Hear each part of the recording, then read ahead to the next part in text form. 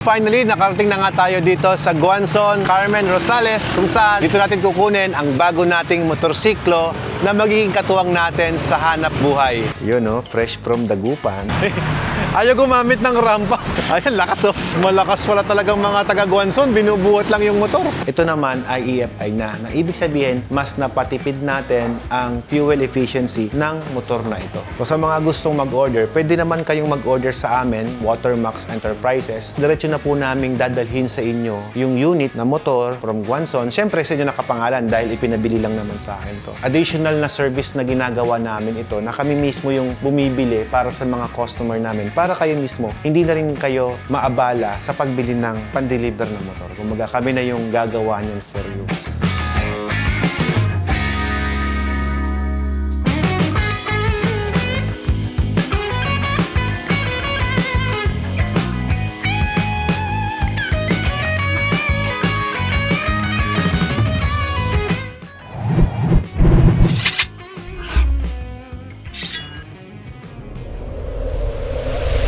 Hey guys, meron tayong bibiling bagong motorsiklo at samahan niyo ako ngayong araw para pick upin yan. Gamitin natin ito ngayon si Alfredo. Dito, naikarga natin yung mga pang-carrier natin. Yung hagda natin, yung mga tali natin palagi. Always ready tayo sa mga motor na pinipick up ni Alfredo. Marami ng motor na sumakay dito eh. Ngayon, samahan niyo kami guys. Ito yung bago nating Gate 4 ang tawag namin ni Ella. Isa rin to sa kasama sa aming operation kasi dito pinapark yung mga truck namin. Ayan.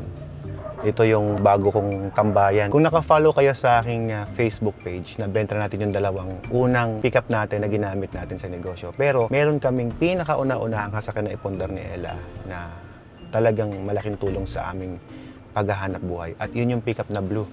Yan o. Nakita niyo yung blue na pick-up na yun? Yun mismo yung ginagamit namin ni Ella. Hanggang ngayon gumagana yan. Wala lang, share ko lang sa inyo na kami, we really value the things ng mga naipupundar namin, lalo pinaghirapan namin yan. Sa mga hindi pa pala nakakakita, ito yung bago kong garahe. Pero hindi pa siya totally finished. Tara, pakita ko sa inyo. Medyo hindi pa siya tapos. Ngayon pa lang kasalukuyan kinakabit yung aircon natin. Yan. Nilagay ko dito lahat yung mga helmets na ginagamit natin. So every time na mag-ride ako, mas madali na. Kuha lang ako ng kuha. Mga set ng gear namin. Dito yung sa akin at dito yung kay Ella sa kabila. So ito rin naman yung mga pants and then ibang gamit. Yan. So ito naman yung movie room namin. Saan pwede kayo yung mag-chillax, tumambay. Ito na nakalagay lahat halos yung nandun sa previous. Ito naman yung higaan pag gusto ko lang magpahinga. Yan. Mga riding boots, nandito naman lahat. Lahat ng protection, lahat ng gear nandyan. At syempre, mahilig tayo magkalikot. Pagka tayo may binubuti-buting-ting dito, ito yung nagpaparelax sa atin eh. During time na hindi tayo nagva-vlog. Nabubuti-buting-ting, kinakalikot yung dapat kalikutin. At ako na rin nagkakabit ng ibang tambuchi natin. Ito parto kay Blackie. Ito yung mga boxes natin, mga tools. At nagkaroon na rin tayo ng sarili nating barbershop. Ito, kaya yung barbero, pupunta lang dito para gupitan ako. Hindi na sila nagdadala. May sarili tayong gunting, kung ano-ano pa.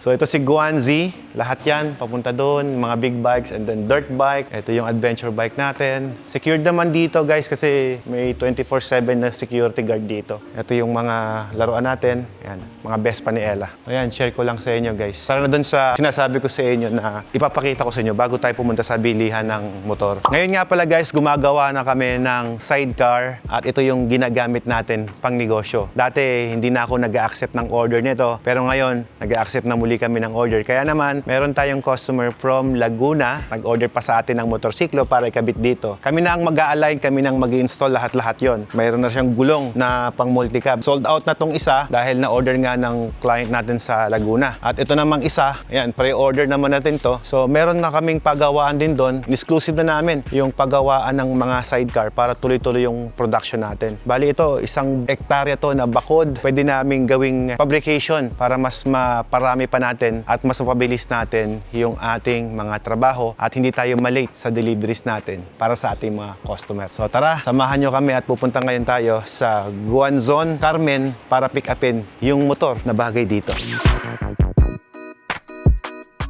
Finally, nakarating na nga tayo dito sa Guanzon, Carmen Rosales. Kung mapapansin nyo dito, ang daming nakalagay na signage. Akala nyo ba Kawasaki lang available dito dahil tinawag itong multi-brand. Dito sa labas, makikita nyo, nakapark dito yung mga motorsiklo na pwede nyo pagpilian. Ang daming mga Suzuki Raider, oh. Wow! So ito yung mga Suzuki brand na nakadisplay dito. At the same time, meron silang Kawasaki Barako. Wow! Ito pala Kawasaki Barako, baka ito na yung order ko. Mamaya tatanong natin sa loob. Ito na yung mga Suzuki, Yamaha, Honda, Yan, no? Daming pagpipilian. Kaya one-stop shop na to eh. Hindi ka na pupunta kung saan-saan. Meron pa. Halika dito. Meron din silang available na electric bike, oh. Sukatin nga natin kung anong insure natin dito. Hatasu, oh. Subukan natin. Pwede to, no? Pampalengke. May handbrake pa pala to.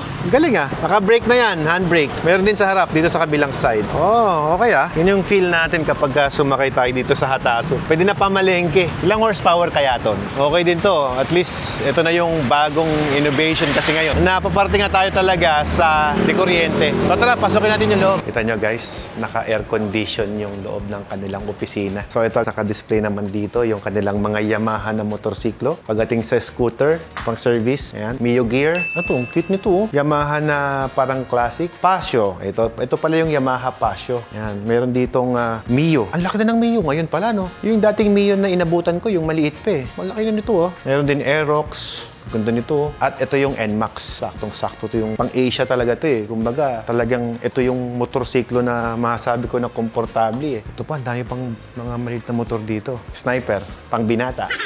Ito, Honda ADV. 160 na to. Ito, meron tayo nito sa bahay eh. Pero yung 150cc na sa Guanzon Group of Company ko rin kinuha at doon ko nabili yon sa Alcala branch. Marami palang 160 na ADV dito. Ito guys, meron din Honda Beat. Kumbaga dito, pag bibili ka, lahat ng motor masasize mo eh. Pag bibili ka pa naman ng motor, dapat sinusukat natin, di ba? Tapos kung matutukuran mo ba, pagka hihinto ka, para mas safe ka sa biyahe. Dahil multi-brand nga siya, so lahat ng hanapin mong brand, pagdating sa Big 4, Yamaha, Suzuki, Honda, Kawasaki, lahat yon guys, ay available dito sa lugar na to. Wala nga lang big bike, pero at least lahat ng mga small cc na motor, mula sa, I think, 125 to 160cc, meron sila dito. Ito yung tinatawag natin na pang daily use na mga motor. Parang wala akong maliliit na motor, ano.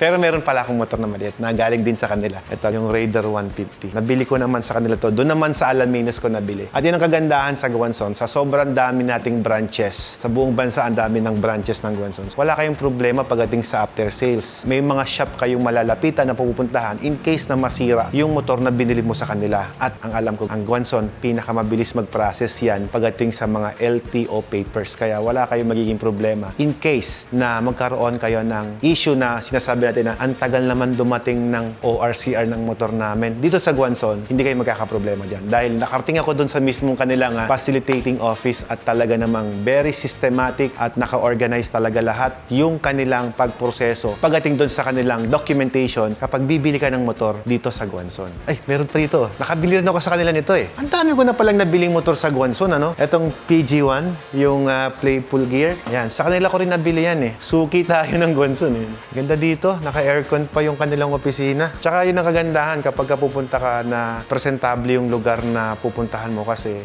mas makakapag-isip ka ng maayos. Mapipili mo talaga kung ano yung pasok doon sa budget na hinahanap mo. May mga motor dito na parang ngayon ko lang nakita kasi medyo, alam niyo naman, nakatutok tayo palagi sa mga big bikes. Pero dahil napunta ako dito, guys first time kong nakapasok dito sa lugar na to na marami palang mapagpipili ang maliliit na motor. Ito, Hatasu, oh. Electric to eh. Pwede na, oh. Pampalengke. Di ba? So, mali ako nang sinabi. Hindi pala 4 brand ang nandito. 5 brand. Yamaha, Honda, Kawasaki, Suzuki, at Hatasu. Kung maghahanap pa ng electric bike, ayan, meron pala dito yan. Meron din bagong bukas na Kawasaki Guanzon Plaza doon sa Ordaneta.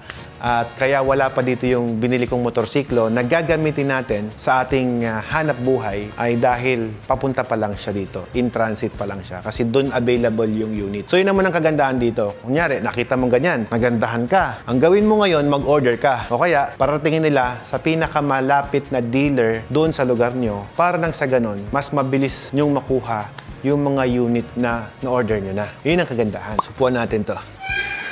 Wow, sakto. Suzuki B-Strom, no? Ganda pala nito. 250cc, malaki na siya. Malakas to. Single cylinder na motor na naka-adventure look. Okay naman ang suspension. Good naman. Nagbabounce naman siya. Tingnan natin ang suspension kung may rebound. Meron. May rebound, no? Oh, ganda, oh. Ayos. Ito, makakarating ka na sa mga lugar na pupuntahan mo na hindi ka masyadong mapapagod pag ganito yung motor mo. Naka Suzuki oil cooling system din siya. Oh. Suzuki Eco Performance. Ibig sabihin, matipid to. No? 250cc. Kung wala ka naman planong pumasok sa expressway, pwede na to. Pero kung gusto mong mabilis, expressway, doon naman sa Kawasaki Guanzon Plaza ka pumunta. Pero kapag ang trip mo naman, dito lang, road trip lang, dito naman sa Carmen Rosales branch. Kasi marami kang pagpipilian dito. Dumating na raw yung bagong motor na sinasabi ko sa inyo. Tara, ayan na! Di ba kayo na sinabi ko sa inyo kanina? Bagong motorsiklo na makakatuwang natin sa ating hanap buhay. Ito na yon guys. Activated na to, sir? Sige, activate na natin, sir. Bayaran na natin para, baka mawala pa eh. Galing pala siyang Dagupan. Dagupan branch pala galing. Akala ko Ordaneta galing eh. Madaming branch ang Guanzon, kaya unlimited ang supply. Yan, i-activate na nila. At kung pupunta nga pala kayo dito sa lugar na ito, makikita nyo to sa tapat mismo ng SM Rosales. Ito yung pinaka-landmark ninyo kapag i-google nyo para makita nyo siya agad. Along lang siya ng MacArthur Highway. Kung galing ka ng Manila or galing ka ng Baguio, mag-exit lang kayo sa Carmen Exit at mapupuntahan nyo na agad dito. Yung Guanzon Multibrand. Yun, no? Fresh from Dagupan. Ito, ang totoo niyan, hindi naman talaga ako may-ari nito. Ipinakiusap lang ito sa akin ng aking isang customer na taga Laguna na kung saan siya talaga yung magmamay-ari nito. Bumili sa akin ng isang package ng negosyo, kasama na yung pan-deliver at itong motorsiklong to. To give you an idea, ito palang Barako 3, ito na pala yung modelo ngayon. Kaya medyo mas mataas na yung presyo nito compare sa ordinaryong Barako. Dating Kawasaki Barako 2, yun yung tinatawag na carburetor type. Ito naman ay EFI na ibig sabihin, mas napatipid natin ang fuel efficiency ng motor na ito. Sa mga nagtatanong kung gaano ko na baka tagal ginagamit itong Kawasaki Barako 175. Halos lahat ng tubigan ko noon, nung full-time pa tayo sa pag-deliver ng tubig. Ito yung ginagamit ko. Pero sa totoo lang, dito sa amin, ang pinakamarami kong nagamit is yung CT100cc kasi dito hindi naman kailangan ng sobrang lakas na motorsiklo pag dito sa amin sa Pangasinan. Pero sa ibang branches namin, may mga branches tayo na may mga paahon. Yun, kailangan mo yung mas malakas na motor. Kaya itong 175cc, ang nire-recommenda ko kapag